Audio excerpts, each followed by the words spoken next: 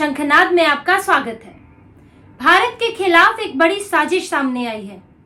भारत को आग में झोंकने का और भारत के लोगों को कट्टरपंथियों के हवाले करने का बड़ा षड्यंत्र चल रहा है और इस षड्यंत्र के तार अब खुलने लगे हैं और भारत की खुफिया एजेंसियों, सुरक्षा एजेंसियों ने भी इसे लेकर अब चिंता जाहिर कर दी है। सरकार को सचेत कर दिया है कि विदेशी शक्तियां, खास तौर से अमेरिका, भारत में सीक्रेट मीटिंग कर रहा है। भारत के विपक्षी दलों के साथ, विपक्षी नेताओं के साथ सीक्रेट मीटिंग करके उनसे भारत के राजनीतिक मामलों पर चर्चा कर रहा है। ऐसे मामले जो भारत में उबाल पैदा कर सकते हैं, जो भारत में आग लगा सकते हैं, विरोध प्रदर्शन का कारण बन सकते हैं। जैसा कि बांग्लादेश में हुआ, भारत को पूरी तरह बांग्लादेश बनाने की कोशिश हो रही है। पहले तो इसे लेकर सिर्फ चिंता जताई जाती थी, ऐसी आशंका थी, लेकिन अब इसके प्रमाण भी सामने आने लगे हैं। इन मीटिंगों का खुलासा हुआ है और इस पर अमेरिका के भारत में बढ़ते दखल पर रूस ने एक रिपोर्ट छापी है। रूस के मीडिया स्पुतनिक इंडिया की एक रिपोर्ट है जिसमें बताया गया है कि कैसे भारत के विपक्षी दलों के नेता अमेरिका के राजनयिकों के साथ मुलाकात कर रहे हैं और भारत के मसलों पर उनसे चर्चा कर रहे हैं, जबकि अमेरिका के नेताओं से, उनके राजनयिकों से भारत के नेताओं को भारत के हालात पर चर्चा करने की क्या जरूरत है। वो तो हमारे अंदरूनी मामले हैं। क्या भारत के राजनयिकों से अमेरिका के नेता मिलकर इस तरह की बात करते हैं? वो नहीं करते, क्योंकि वो नहीं चाहते कि विदेशी शक्तियां वहां घुसें। लेकिन भारत का विपक्षी दल ऐसा नहीं है। वो चाहता है कि यहाँ विदेशी कदम रखें, यहाँ भारत में गृह युद्ध की स्थिति बनाएं, यहाँ उत्पात मचाएं। और इसीलिए अब ये ऐसी मीटिंग चल रही है और ये मीटिंग हुई है जिनकी तो तस्वीर भी है और साथ में ऐसी कुछ मीटिंग भी हुई है जिनकी तस्वीर नहीं है, जो खुले तौर पे सामने नहीं आई लेकिन हुई है। और इसमें जो एक अहम नाम सामने आ रहा है वो है US council general Jennifer Larsen का, जो कि आंध्र प्रदेश और तेलंगाना में लगातार विपक्षी दलों के नेताओं से बातचीत कर रही है। जो जेनिफर लार्सन है वो हैदराबाद में अमेरिकी मिशन की इंचार्ज है। उनके पास आंध्र प्रदेश और तेलंगाना, इस आसपास के इलाके का उनको प्रभार दिया गया है अमेरिका की तरफ से। वो अमेरिकी राजनयिक है और यहाँ पर वो विपक्षी दलों के नेताओं से लगातार मुलाकात कर रही हैं, जिसमें उनकी असदुद्दीन ओवैसी से 2 बार मुलाकात हुई है। एक 12 अगस्त को हुई और एक बार उससे पहले कुछ ही हफ्तों के अंदर 2 बार मुलाकात हुई। और आपको बता दें कि इसी बीच भारत में वक्फ बोर्ड का मसला भी उठा था। सरकार वक्फ बोर्ड में संशोधन लाने के लिए एक बिल लेकर आई, जिस पर विपक्षी दलों ने और खासतौर से असदुद्दीन ओवैसी ने बढ़ चढ़कर विरोध प्रदर्शन किया। उन्होंने वक्फ बोर्ड में जरा भी परिवर्तन करने का विरोध किया और असदुद्दीन ओवैसी से 2 बार जेनिफर लार्सन मुलाकात करती है, अमेरिका की राजनयिक। अब जेनिफर लार्सन सिर्फ यही नहीं रुकती, वो चंद्रबाबू नायडू से भी मुलाकात करती है, जो कि इस वक्त आंध्र प्रदेश के मुख्यमंत्री हैं और एनडीए के पार्टी से गठबंधन सहयोगी हैं। इसके अलावा जेनिफर लार्सन तेलंगाना में वहां के मुख्यमंत्री रेवंत रेड्डी से भी मुलाकात करती हैं, जो कि कांग्रेस के नेता हैं। आप देखिए, वो वहां के 3 दलों से मिली हैं, एक एआईएमआईएम के नेता, दूसरे टीडीपी के और तीसरे कांग्रेस, जो कि भारत की राष्ट्रीय पार्टी है, और कांग्रेस के राहुल गांधी, जो अपने आप को शैडो पीएम कहते हैं। तो राष्ट्रीय पार्टी के एक मुख्यमंत्री से मुलाकात करना छोटी मोटी बात नहीं है।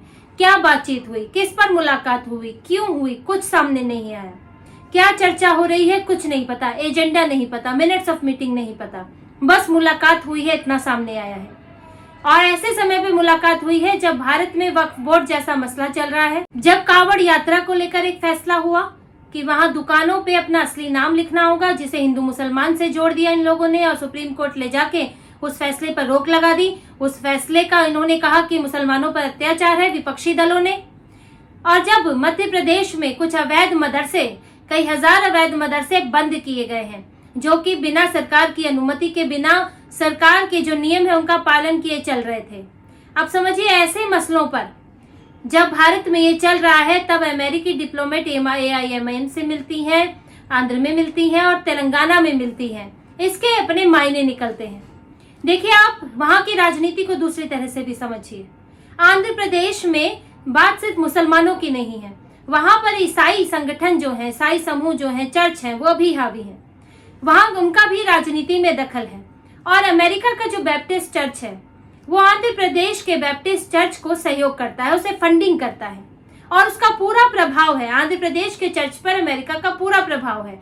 यानी कि अमेरिका कोई आदेश दे तो आंध्र प्रदेश का जो वो चर्च है वो उसे पूरा न करे, ये संभव नहीं है, क्योंकि उसे फंडिंग वहीं से मिलती है। तो यानी कि वो यहाँ पे उसके एक एजेंट की तरह है। और चंद्रबाबू नायडू पर इसी तरह दबाव डालने की कोशिश हो रही है। देखिए, चंद्रबाबू नायडू जो कि टीडीपी के अध्यक्ष भी हैं और टीडीपी के मुख्यमंत्री भी हैं आंध्र के, और वहां पर जो उनका माइनॉरिटी सेल है उसने वक्फ बोर्ड का विरोध किया था। जो अभी वक्फ बोर्ड में जो संशोधन सरकार ला रही थी कि वक्फ बोर्ड के पास जो असीमित शक्तियां हैं कि वो किसी भी जमीन पर अपना कब्जा कर सकते हैं, किसी पर भी अपना अधिकार जमा सकते हैं और उनके खिलाफ कार्रवाई करना बड़ा मुश्किल है। तो इसके खिलाफ इसमें सुधार करने के लिए एक संशोधन बिल लाया गया जिसका माइनॉरिटी सेल टीडीपी का विरोध कर रहा है। यानी कि टीडीपी के अंदर भी इसका विरोध है। अब यहाँ से एक मुस्लिम संगठन, मुस्लिमों का विरोध टीडीपी को दिखाया जा रहा है, वहां से चर्च का दबाव बनाया जाएगा। यानी कि जो बैप्टिस्ट चर्च है वो ये कहा जा रहा है, जैसा कि स्पुतनिक इंडिया में कहा है, कि वो चंद्रबाबू नायडू पर दबाव बनाएगा कि वो बीजेपी का विरोध करे वक्फ बोर्ड जैसे मसलों पर या दूसरे किसी मसलों पर, और विरोध करके गठबंधन से अलग हो जाए। पूरी कोशिश यही है कि एक तरफ गृह युद्ध की माहौल बनाने की कोशिश हो रही है, दूसरी तरफ चंद्रबाबू नायडू पर दबाव डाला जा रहा है। और रेवंत रेड्डी से भी मुलाकात की यही वजह है। देखिए, कांग्रेस के साथ बहुत कोशिशें करने की जरूरत नहीं है, क्योंकि कांग्रेस तो पहले ही ये चाहती है कि किसी तरह से यहाँ से भाजपा सरकार हट जाए। अब राहुल गांधी चुनाव जीत नहीं पा रहे हैं तो विदेश जाते हैं, कहते हैं कि डिफेंडर्स ऑफ डेमोक्रेसी यहाँ आए और मुझे सत्ता पे बिठाएं। और डिफेंडर्स ऑफ डेमोक्रेसी अमेरिका को कहते हैं, तो अमेरिका की जो यहाँ काउंसिल जनरल है वो आके यही कर रही है। तो रेवंत रेड्डी को बहुत मनाने की जरूरत नहीं है, लेकिन इन सब के जरिए कोशिश ये है कि चंद्रबाबू नायडू पर दबाव बनाया जाए और बीजेपी के गठबंधन में एनडीए में टूट फूट की जाए, एनडीए को तोड़ा जाए ताकि बीजेपी सत्ता से हट सके। और आने वाले वक्त में ये बहुत संभव है, जैसा कि स्पुतनिक इंडिया ने इस बात की आशंका जताई है कि वक्फ बोर्ड के मसले पर अविश्वास प्रस्ताव लाया जा सकता है।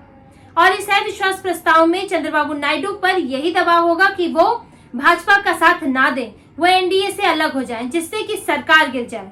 और सरकार गिर जाए, दोबारा चुनाव हो, और इन्हें लगता है कि दोबारा चुनाव होगा तो हम सत्ता में आ जाएंगे। एक कोशिश की जा सकती है। और यहाँ तक कि बीजेपी की छवि भी खराब होगी कि वो सत्ता में नहीं बन पाई, अपने सहयोगियों को साथ नहीं रख पाई, कमजोर सरकार है। और अविश्वास प्रस्ताव से एक परसेप्शन भी बनता है कि आपके जो सहयोगी है वो आपके साथ नहीं है। तो ये पूरा परसेप्शन भी बनाने की कोशिश है। लेकिन अगर चंद्रबाबू नायडू नहीं मानते तो दूसरा तरीका क्या है?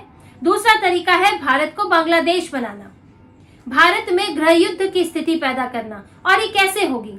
देखिए, भारत में फिलहाल ईसाइयों की संख्या इतनी नहीं है कि वो गृह युद्ध की स्थिति बना सकें, और वो भी वो बटे हुए हैं। लेकिन मुस्लिमों की संख्या काफी ज्यादा है और वो कुछ जगहों पर तो बहुसंख्यक ही बन गए हैं।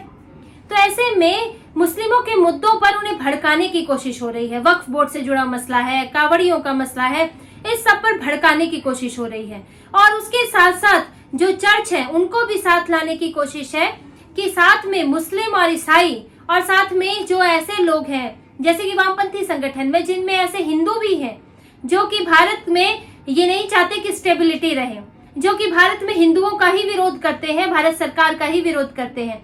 ऐसे लोगों को साथ लाकर एक ऐसा माहौल बनाने की कोशिश हो रही है कि भारत में अशांति फैल जाए, ऐसा लगे कि भारत में कुछ ठीक नहीं हो रहा है, सरकार ठीक नहीं कर रही है, भारत में सब दुखी है, परेशान है। एक ऐसा लोगों को आभास देने की कोशिश हो रही है, जैसे कि बांग्लादेश में हुआ।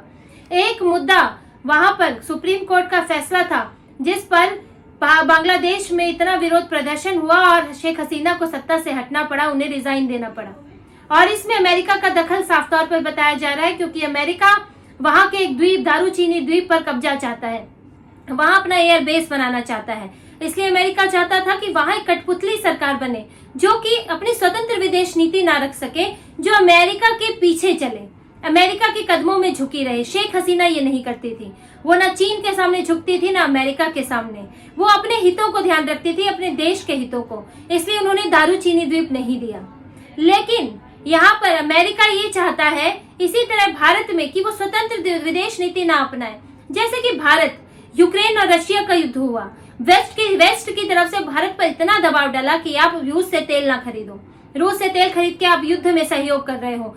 लेकिन भारत ने एक नहीं सुनी। भारत ने कहा जब आप खरीद सकते हैं तो हम क्यों नहीं, हमारा हित है कि हम रूस से तेल खरीदे। रूस ने हमें सस्ता तेल दिया, हमने रूस का साथ नहीं छोड़ा। और ऐसे ही जब ईरान का मसला है, ईरान और अमेरिका के बीच खराब संबंध है, बेहद खराब संबंध है, लेकिन फिर भी भारत ईरान से तेल लेता है और अमेरिका भारत पर प्रतिबंध नहीं लगा पाता। तो भारत सरकार डट कर खड़ी है, लेकिन ये बात अमेरिका को पसंद नहीं भाई, ये बात वेस्ट को नहीं पसंद, पश्चिमी शक्तियों को नहीं पसंद। इसलिए वो चाहते हैं कि यहाँ भारत में कठपुतली सरकार हो जो उनके इशारों पर नाचे। और देखिए, अगर कोई पार्टी किसी दूसरे देश के सहयोग से सत्ता में आती है, कट्टरपंथी ताकतों के सहयोग से आती है, तो वो पार्टी उनके दबाव में होती है।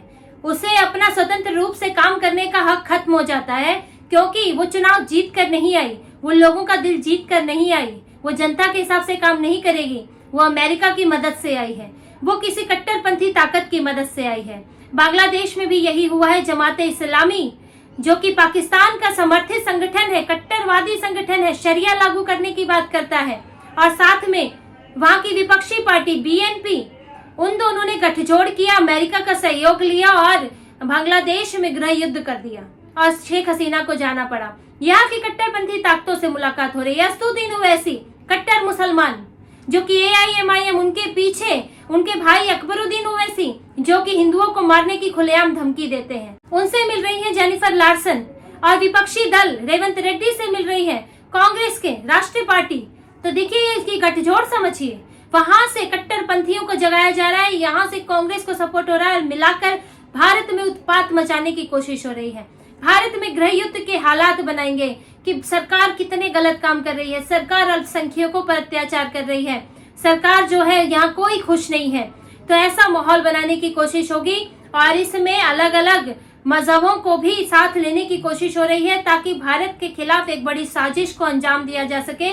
और स्पुतनिक इंडिया ने इसी तरफ ध्यान दिलाया है। साथ में ये भी बताया है कि भारत की खुफिया एजेंसियों ने भी इसे लेकर चिंता जताई है कि जिस तरह से मुलाकात हो रही है वो सही नहीं है, इसमें दखल देने की जरूरत है। अमेरिका भारत के मसलों में, ऐसे भारत की राजनीतिक मसलों में अंदरूनी मसले हैं, वक्फ बोर्ड अंदरूनी मसला है, कावड़ अंदरूनी मसला है, अमेरिका इसमें इस तरह दखल नहीं दे सकता। वहाँ की राजनयिक इस तरह से इन पर बात नहीं कर सकती और इस पर शुरू में ही लगाम लगानी जरूरी है। इसीलिए सरकार को भी जल्द से जल्द इसके खिलाफ कदम उठाना चाहिए और खुफिया एजेंसियों को भी ऐसे नेताओं पर, ऐसे लोगों पर नजर रखनी चाहिए जो भारत के खिलाफ साजिशें बुन रहे हैं, वरना भारत को बांग्लादेश बनते देर नहीं लगेगी और भारत के लोग आजीवन जिंदगी भर इसके लिए पछताते रह जाएंगे। तो इसी तरह की और खबरें और विश्लेषण आपके लिए लाते रहेंगे। हमसे जुड़े रहिए, सब्सक्राइब कीजिए, कमेंट कीजिए। बहुत बहुत धन्यवाद। जय श्री राम।